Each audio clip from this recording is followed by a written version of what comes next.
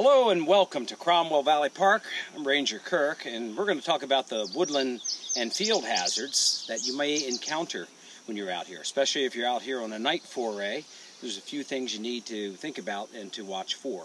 And frankly speaking, most of the hazards you're going to come across are the little guys that are hidden. And the little guys are plants, which can, in their multitudes, cause you some problems. We're going to take a look at those things. And then the tiny animals like the arthropods that are out there. But first things first, we're going to talk about some plants that grow in this area that if you run through them, you will not be happy, and I'll explain why. But first things first is to know that plants, think of them as like being small bottles of diluted chemicals, because basically plants are always trying to keep from being eaten by animals. That's insects or mammals or what have you. So they evolve these chemical defenses to make themselves either bad tasting or perhaps having irritating capabilities. And it's a constant warfare, you might say, in nature. It's been evolving and going on for millions of years. Some of those chemicals we enjoy. You know, if you have a black bitter alkaloid in the morning, you're drinking coffee with caffeine in it. And caffeine is a chemical that plants evolved. So the plant we're going to take a look at that you might encounter when you're out and about in these fields anyway here at Cromwell in front of this old building are these guys right here. If you come in close, that's why I have a glove on. These are called stinging nettle. And the thing about these plants is like the underside of these leaves have these teeny little hairs on them that are like little tiny itsy bitsy hypodermic needles that have a chemical inside of them. And you're likely to walk into these things in the dark. You might even feel them through your clothing. But these stinging nettles are really tender, can really affect tender skin, like under your underarm, your wrists, your face especially. That's where it gets its name, stinging nettle. The tiny little hairs, like little hypodermic needles, they stick into your skin and they break off. They have a chemical in them. Part of it is formic acid, and that's the same chemical that ants spray, that bees have in some of their venom. So they can have a real profound effect upon you. They get the name nettle because in the past, these things, after they've grown to their full potential, have very strong fibers on the inside, and people would dry them and then process them, and they would then do reverse wrap cordage and then make nets, hence the name nettles. That's where they get their name. Interestingly enough as well is that a plant like this, having all of those little stinging hairs on them, and yet at the same time, this is one of the most nutritious plants of the field and forest. It's really amazing.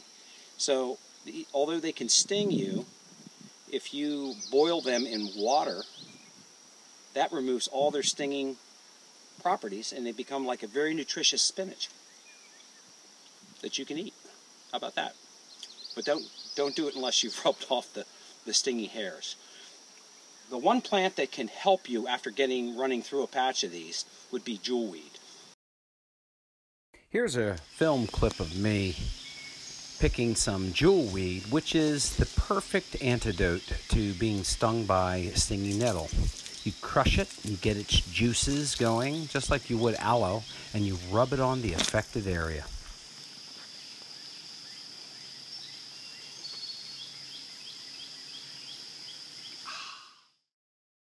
So, be on the lookout for stinging nettle. What I would do, if I were you and you were going to hold an event in this field, or any of our fields have patches of this, I would come here first, scout out where the worst ones are, and avoid those in the dark.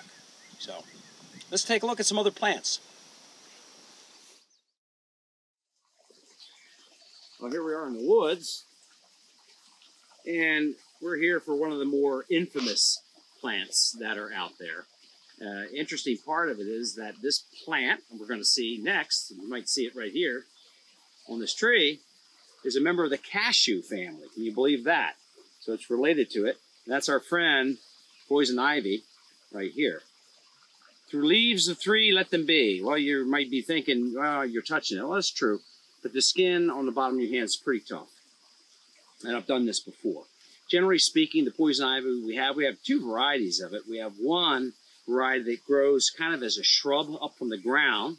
I've seen that a lot on the eastern shore. And then we have this variety that grows as a hairy vine. So you're looking for hairy tendrils. I'll use this pointer. This one, because the vine's so young, it's really hard to see them, but they're little holdfasts. As that vine gets older and bigger, though, it gets very, very, very hairy.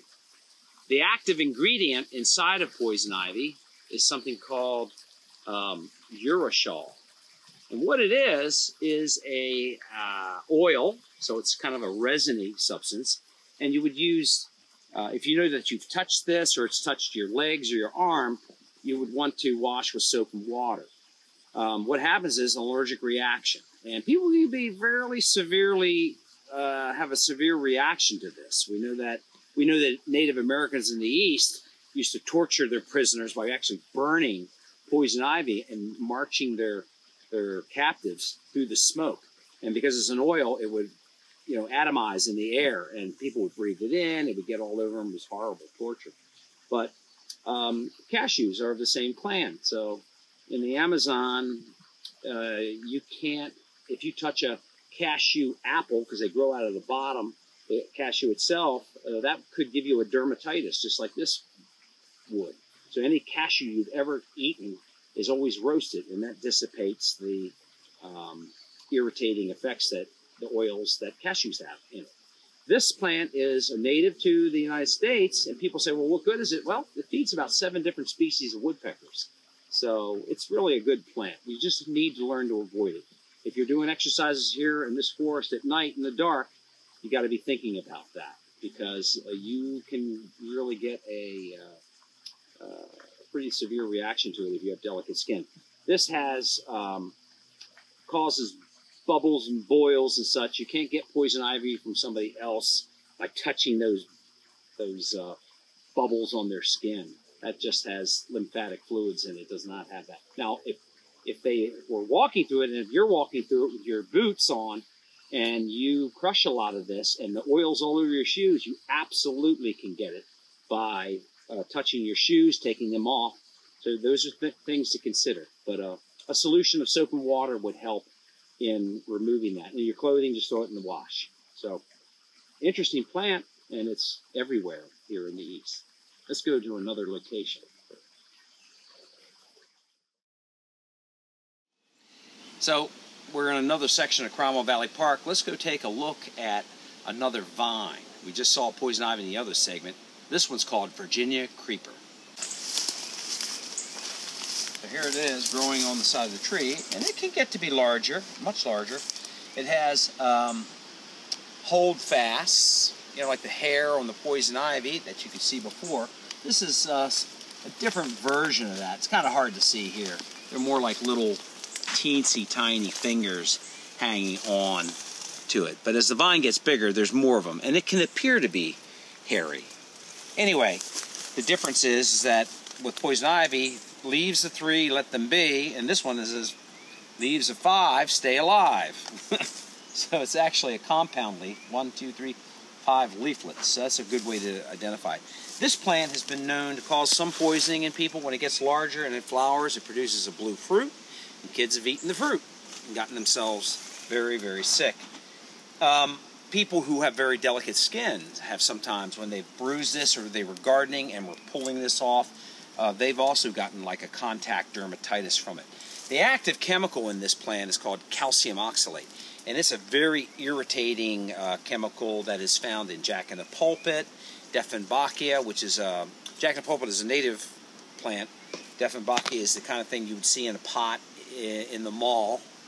But all of them are a member of a family that have flowers that have calcium oxalate. The flowers are, in that related family, they are a spadix spathe arrangement. This doesn't have that. But nonetheless, this particular plant has the same chemical. If you got that in your mouth, if you were eating those berries, they're like little sharp needles that burrow into your mucous membrane and cause a intense burning sensation. So it's not something to mess around with, but it's also not something to be that concerned about. But it is a poisonous plant, but it is native, and it does feed wildlife. let's go take a look at some other plants. So we've come to some open areas because not all the plants that can cause you problems grow in the forests. You know, some are on the edge of the fields and so forth. And in this case, let's take a look at this little guy. Here it is. One I'll bet everybody watching this has seen or at least messed with before. And anybody recognize that? I'll give you the hint. You hold it under your chin, see if you like butter, right? So it's buttercups. Buttercups, although pretty, are not native. This variety is not native to Maryland or the U.S. We do have some native buttercups, but in this case, this isn't one of them. This is the one most common that you would come across. And these leaves and the stems, both, if you were to crush this stuff, let alone eat it, has a very irritating chemicals within it, such that if you got that on your skin and left it there and didn't realize it, let's say field of buttercups you were running through doing some exercise, got enough of that juice on your skin, it would cause ulcerating blisters on it. It was called beggar's weed in England because people who were begging for money, they would purposefully take buttercups, crush them up, and rub the juice on their feet and hands and legs, causing these blisters to occur, and therefore gain more sympathy, right, and get more money. I'm not sure the trade-off was worth it, but that's what the legend says about how this was used. We know for a fact that livestock in very poor pastures, if they eat this stuff in quantity, it will cause poisoning in the animal itself, and it can cause these ulcerating patches of skin on their body to just literally like slough off and fall off. So it's although this cute little flower is pretty, and it's the legend of the butter underneath the chin. Like I said earlier, all these plants are like little diluted bottles of chemicals. And the more you get that diluted chemical on you, in this case, a lot of the juice of the buttercup will result in some pretty nasty circumstances. So one thing to keep in mind, because it's everywhere. It grows everywhere in open field areas, old field areas. Right now, this area was cut in our other fields, but this edge here still had some growing, and something to avoid. Let's take a look at something else. So we've come down to a low meadow here at Cromwell Valley, and this is probably the worst plant that we have in the park, and it is called wild parsnip. It's a member of a family of plants that, ironically enough, are edible, but not this one. And this one can cause some really tragic consequences if you touch it, especially if you get the juice on it. Let's take a look at it over here.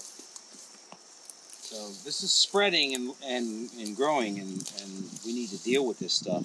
But this is an invasive plant from Europe, and it's a member of the umbelliferae family, which means it has these flat-topped bunches of yellow flowers. It has compound leaves, which kind of hard to see on this particular one. Right here, not much to see on that one. There's larger versions of it over here as well. Anyway, what does this thing do? Well, the juice that this thing has, the chemicals in this, if they get on your skin, they cause this contact dermatitis that gives you a second-degree burn. And it is some kind of nasty. People who have walked through this stuff unknowingly with bare legs, or brushed against it with their arms, or they were trying to remove it without special taking care while they were doing it. And you'll see some pictures that we're going to show you, and take a look at some of these nasty wounds. There's this huge, causes yellow, huge blisters on the body. So this is a plant you definitely want to avoid if you were traveling through the park at night on one of your training missions. You would not be a happy camper. So it's photodermatitis, meaning that juice reacts with sunlight especially. Now today on a diffuse light from cloudy day, I don't know, but it's not worth experimenting with. So learn to avoid this if you see it, especially in the habitat. That's what you would want to know. You're in like a moist field area, And this is kind of low lying. This is in the floodplain of Mine Bank Run. That's where this plant tends to grow. And it's really bad besides the blistering, and it's invasive because it produces winged seeds. These are seeds that are beginning to grow that we'll want to get rid of right in here. And so it can travel on the wind, and it has lots and lots and lots of seeds. And of course, if we're talking about wild parsnip in this field, we should also take a look at the giant hogweed. Picture should be all that you need to see, and that is a beautiful ornamental plant, and it's a member of the umbelliferae, which is what the wild parsnip out here in the field is a member of as well, but also wild carrot and fennel and all kinds of plants are in that clan. Anyway, the giant hogweed is an import from Asia and Europe. It's found wild in Great Britain. It's really a dangerous plant for folks there as well as us here. And it has the same kind of photoactive sap. If you get the sap on you from this plant, within 48 hours, you're essentially going to have big boils, chemical burns on whatever part it touched. And, you know, secondary infection can cause death. And if you get it in your eye, it could cause blindness, and apparently has in people in the past. So this is a plant to avoid at all costs. It's quite beautiful, but it is really a very dangerous plant to have around.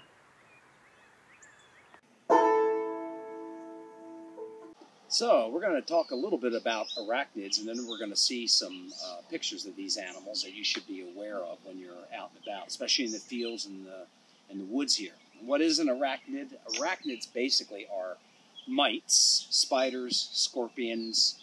You know, they are animals that have a sort of 2 body parts. You know, an insect has 3 body parts, 6 legs. Arachnids have 8 legs and 2 body parts. And they're animals that you need to be aware of, because especially at Cromwell Valley Park, we have a large deer population here. So one of the major animals to take a look at will be the deer tick. So let's take a look at them. So the deer tick, take a look at them. They're pretty obvious, at least to me, when you see them. They have a reddish lower portion of their abdomen. So you can see this on this picture here. The smaller deer tick is the one that is most concerning. It can be very small. You know, an immature one can be the size of a dot at the end of a sentence, and they can still carry Lyme's disease. The only good news about it is that the deer tick has to be attached to you for more than 8 hours, generally speaking, because it has to chew into your skin and attach. Then it has to take a blood meal, and the spirochete within the animal has to pass from it to you through the bloodstream. So I would recommend doing a thorough body check at the end of your programs. And I would take my clothes and throw them either A, into the dryer and turn it on because they can't handle the heat, or B, toss them in the wash and wash your clothes. The other thing you should get for these animals is the permethrin spray. You can get that at Dick's Sporting Goods and other places. And you spray your clothing, your shoes, and your socks with that. You don't spray yourself with it. And that really is the best preventative. That's what I do with all my uniform shirts. Especially in areas that have high deer populations, you're going to have a lot of deer ticks. I've had Lyme's disease many times, and it affects people in different ways. Basically, you can get a bullseye rash. Hopefully we have a picture of that on somebody's arm or leg. And you may not. It may just be, I get a very irritated section of my skin. I believe I'm allergic to their bites. So Lyme's is not good, but it can be treated. If you have had a deer tick attached to you after one of your programs, I always mark the date in a calendar because you'll never remember. And then 10 days later, if you're starting to feel like you have a headache all the time and you're fatigued all the time, it's time to go to the doctor. It is treatable with doxycycline or tetracycline. So that's the good news about them. If you get a dog tick or a wood tick, a picture here of a wood tick is brown with these whitish markings. As far as we know, they do not spread Lyme's disease. But this particular tick can cause Rocky Mountain spotted fever. So we'll probably have a picture here. You can take a look on the person's hand. And what happens, I've had it twice, unfortunately, and what happens is you get a massive headache, much like a migraine, except that it never goes away. And then as time goes on and the bacteria continues to build up in your body, you get these little red spots. It's basically internal bleeding in the skin. And that's how I knew I had it. I didn't know what had laid me low at first, but then when I saw the speckles in my wrists and palms, then I went to the hospital. So good news is that can be treated with doxycycline and with tetracycline, but again, not something to fool around with. It's a very painful disease. Let's take a look at the black widow spider. This is probably one of the most infamous spiders. It's black. You see the hourglass mark that it has. Generally speaking, when they bite, they inject a venom into your skin, which can dissolve your skin over time and can be very painful. It's not something to mess around with if you're bitten by one of these. The good news is they're generally in southern Maryland, but their range does include the Cromwell Valley. Usually would be in a place that would be dark and crowded where they can spin their messy web. They can be in your rescue boots or hip waders, where I was bitten once by one of these animals. So you'll want to treat that symptomatically, and if it gets to be a very large ulcerating wound, you'll want to go to the doctor for sure before that starts to happen. Let's take a look at a brown recluse. Now these are animals that I would say are very difficult to identify. They're brown. They spin a very messy web. Unfortunately, their bite creates a ulcerating wound. We probably have a picture of one coming up. And you can see it is just terrible. It basically, their venom starts very small in the skin and then it begins to spread outward, basically ulcerating the skin. So that's a nasty wound that needs to be treated. And you'll know what it is because that is exactly what will happen. It will be almost like a flesh-eating bacteria, only it's caused by the venom of the brown recluse.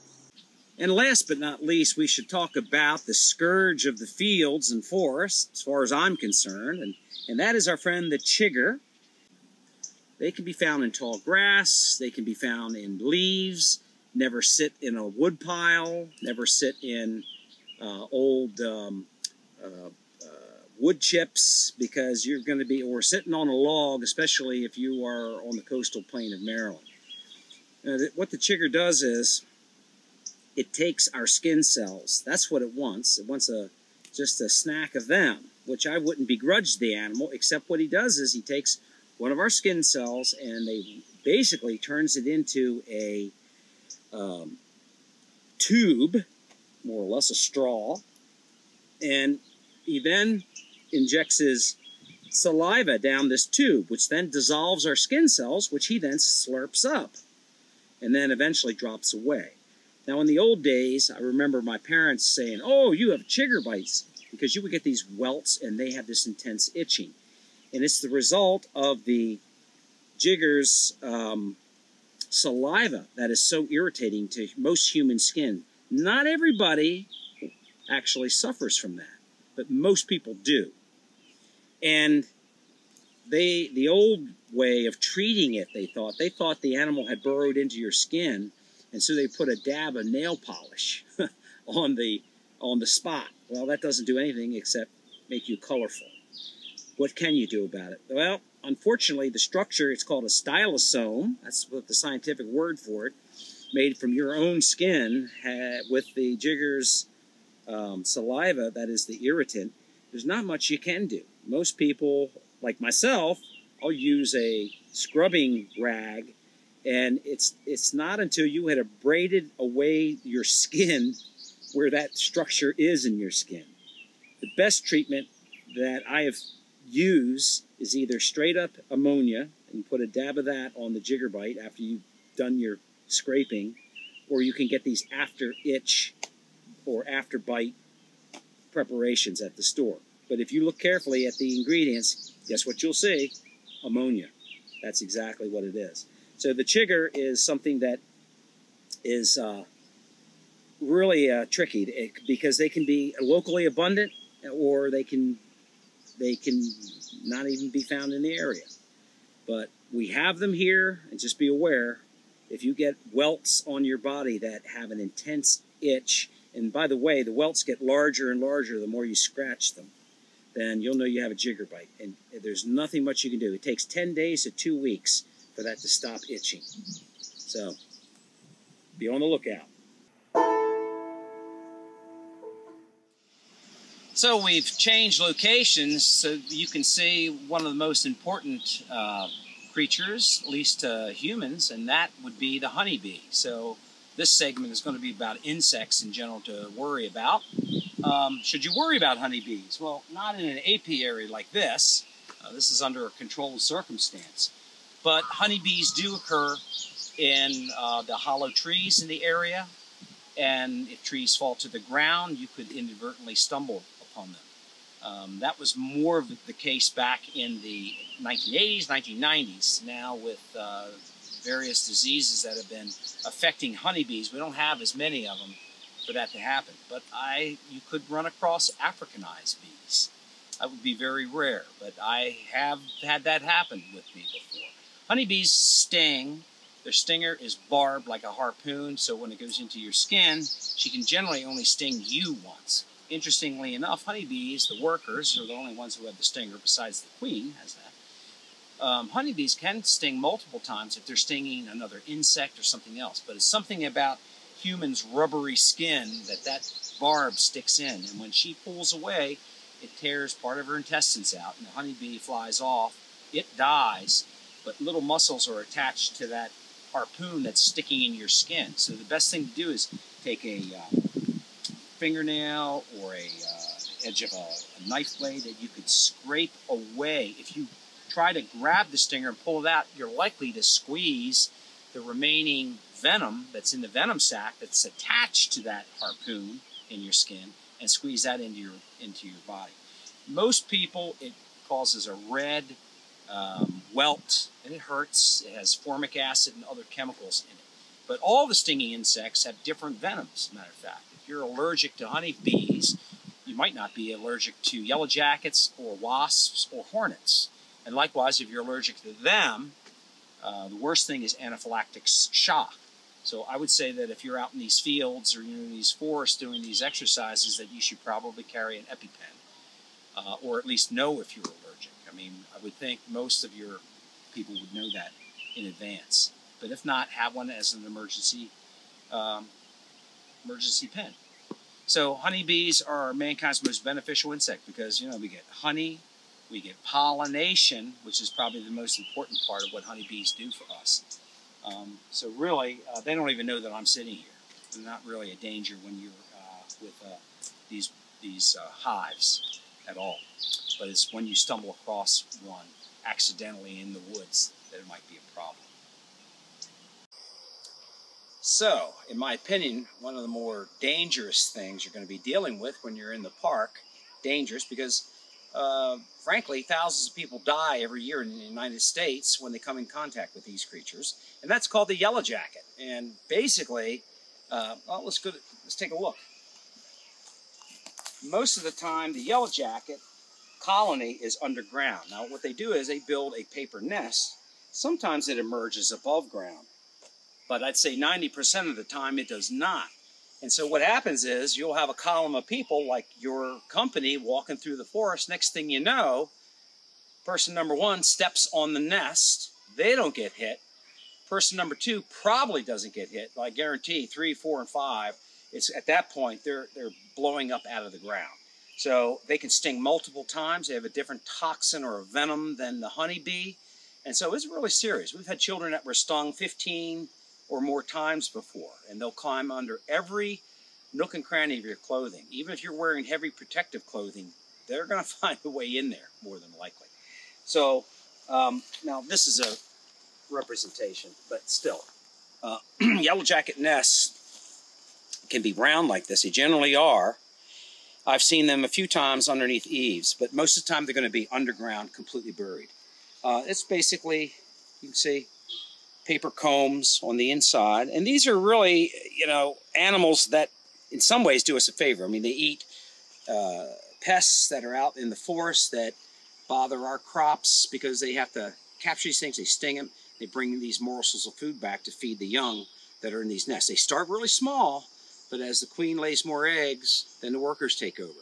But an average yellowjacket nest, I say, is about this big underground. I often come across them now, not by stepping on them, but for watching when I'm in the woods.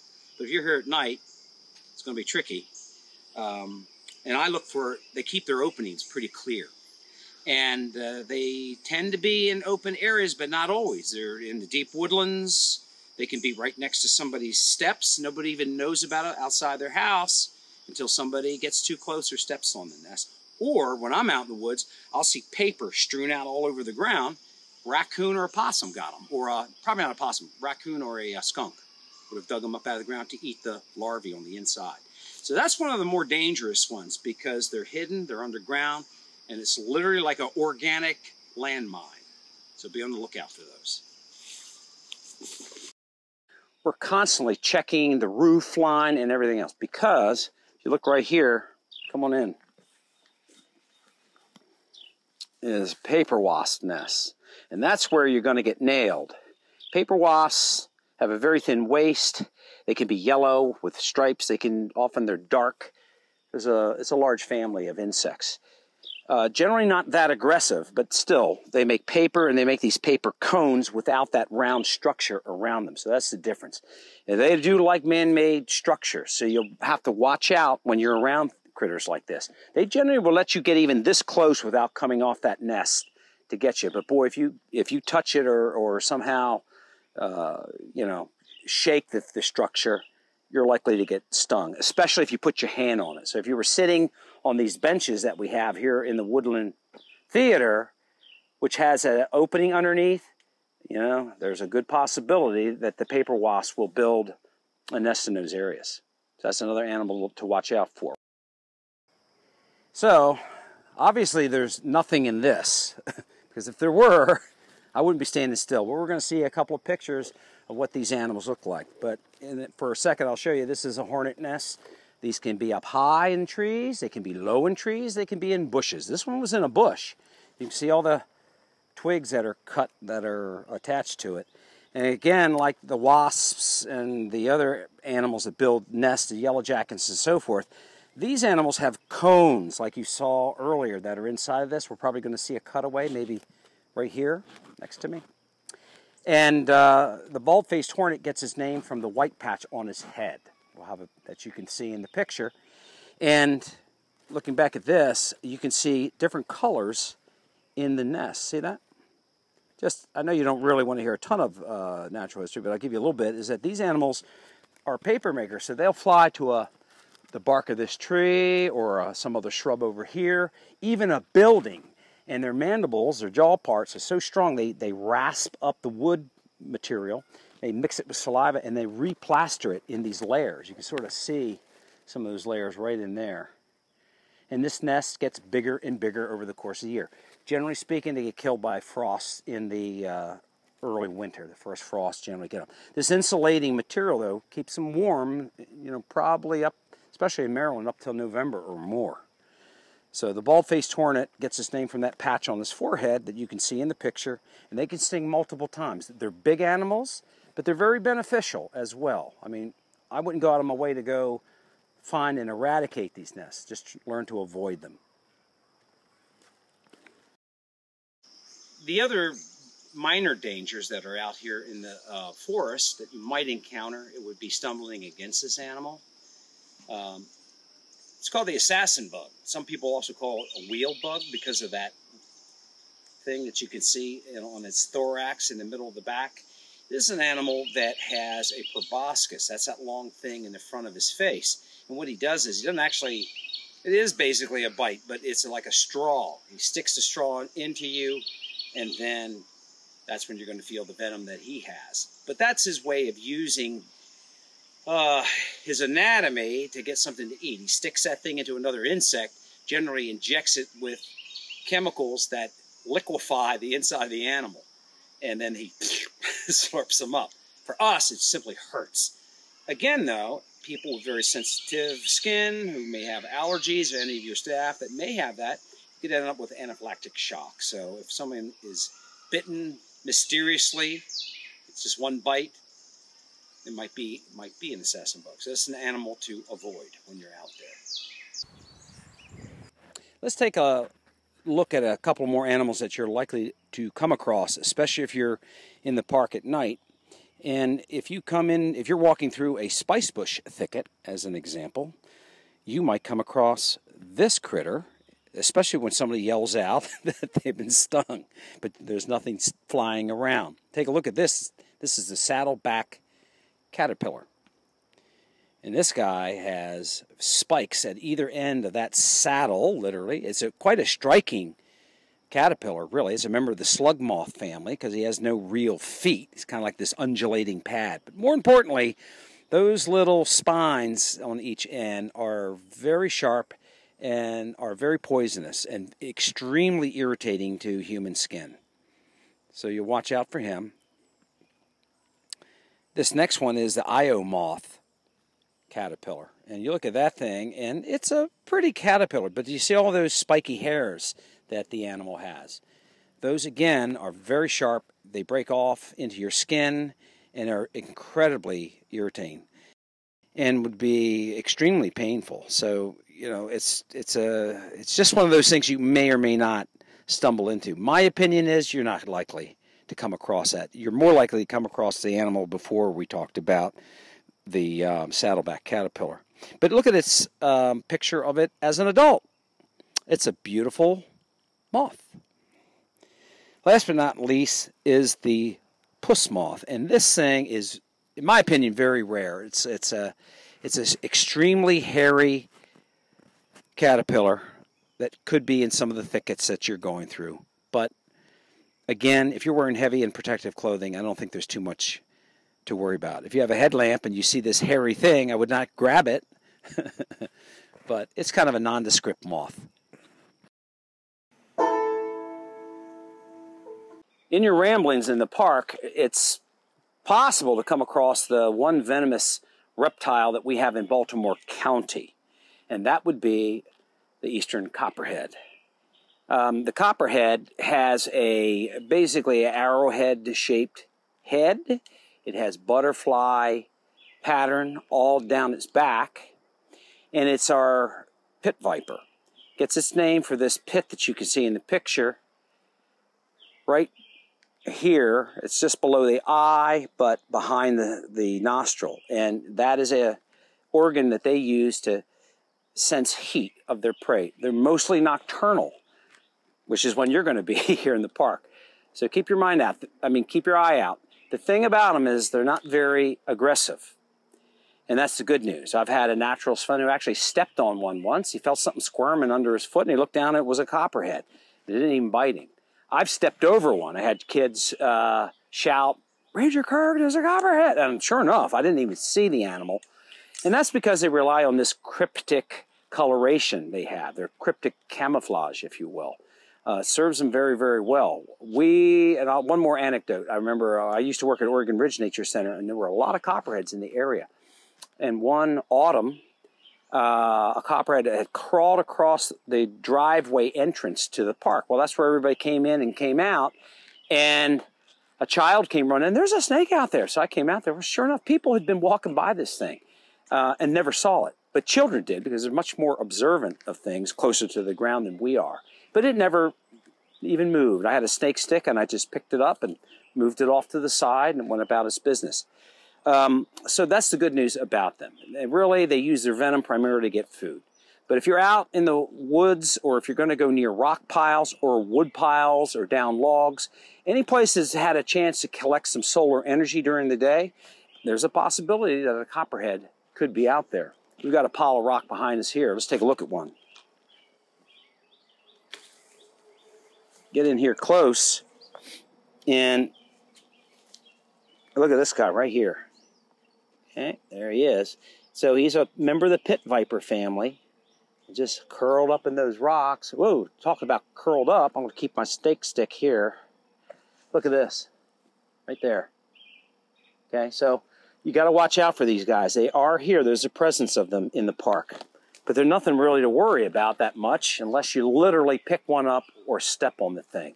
The venom they have is hemotoxic, has some neurotoxic elements to it, but that's used primarily to kill their prey and to immobilize the animal. Sort of think of it as being self-digesting of the animal with that venom that goes in it. To us, it's a very painful bite, but there's no records of deaths in Baltimore County that we're aware of from a copperhead bite. So if we're talking about amphibians, there are a few that have, most amphibians have skin that can be somewhat toxic, depending on the kind of glandular secretions they have. One of the most common ones we have here in the park, I'll pick her up as a girl, is the American toad. And although she's pretty harmless, she doesn't have any claws, doesn't have any scales, they don't even have any teeth for that matter. However, what do they have to defend themselves? Well, right here. These two large glands on either side of her head are called parotid glands, and they have something in them called bufotoxin. Let's see if we can get some of that secretion to come. There it is. Look at that. See that milky secretion? So that, if you were to, especially if a toad is really upset and is wild caught and you were messing with the thing, got that on your hands, rubbed your eyes, well, you'd know real quick why you shouldn't have done that. It's very nasty to mucous membranes, like mouth and eye. I know you wouldn't put the toad in your mouth, but when a toad is attacked by a snake, these secretions will come out, and sometimes it'll make the snake let go of the toad. But for us, just handling the animal, or handling several of them, and then not washing your hands would result in a mild case of poisoning, you might say. So that is the natural defense of the toad, besides digging in the ground and hiding. So nothing really to worry about that much, to tell you the truth.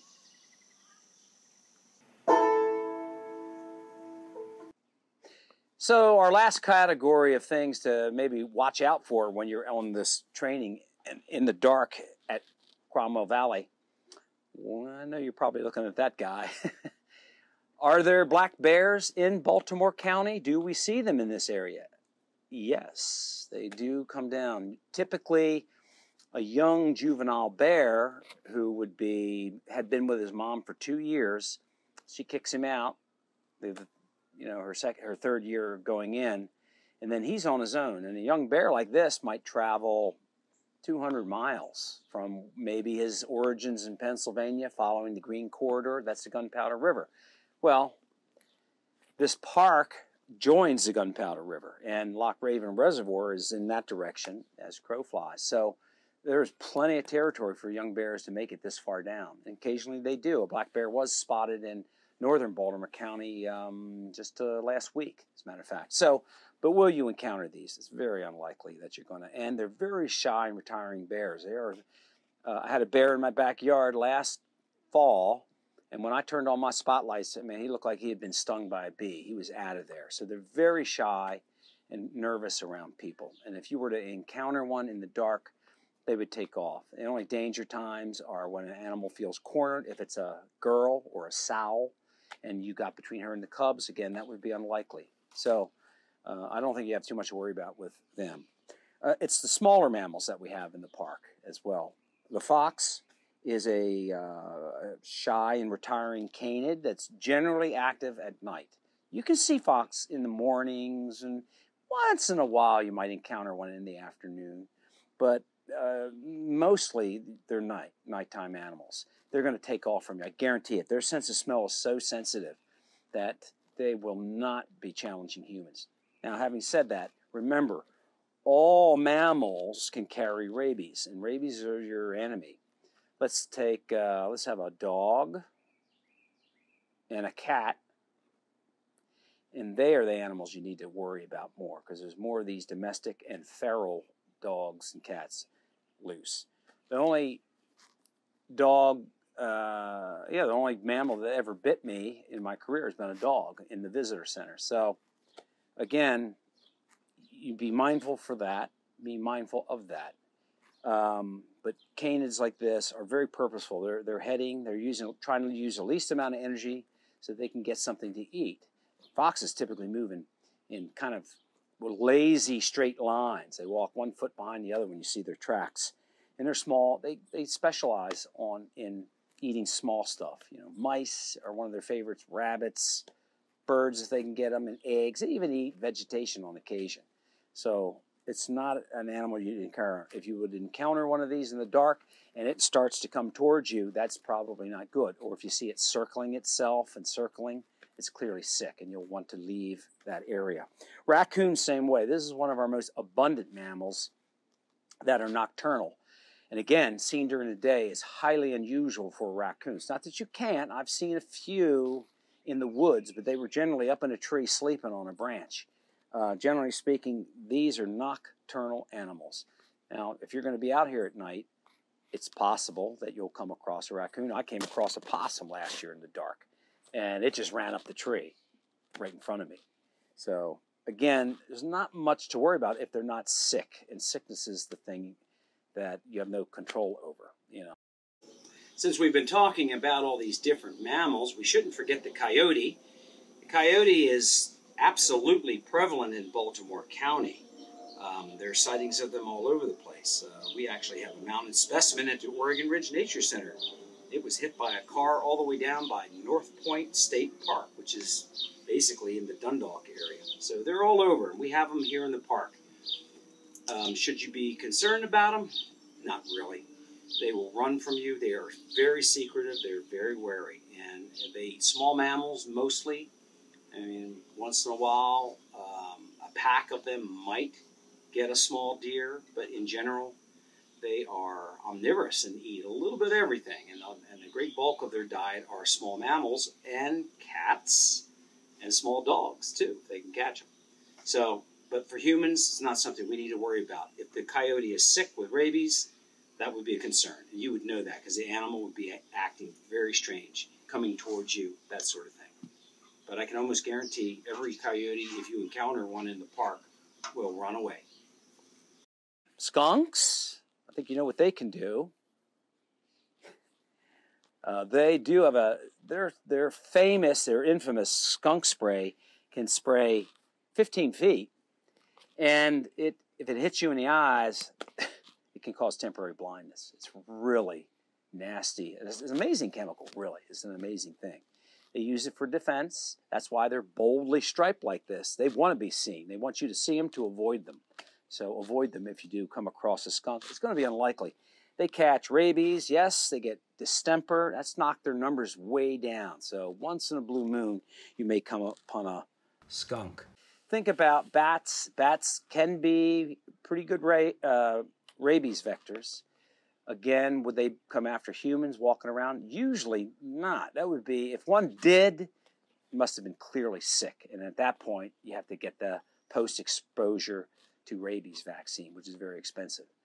So, in general, I say the domestic animals, the domestic mammals are the ones that are the most likely to cause problems for you.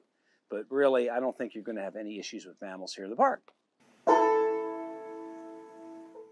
So, we've talked about a lot of hazards and things to watch out for, both in the plant world and in the animal world. But really, it's not that bad here.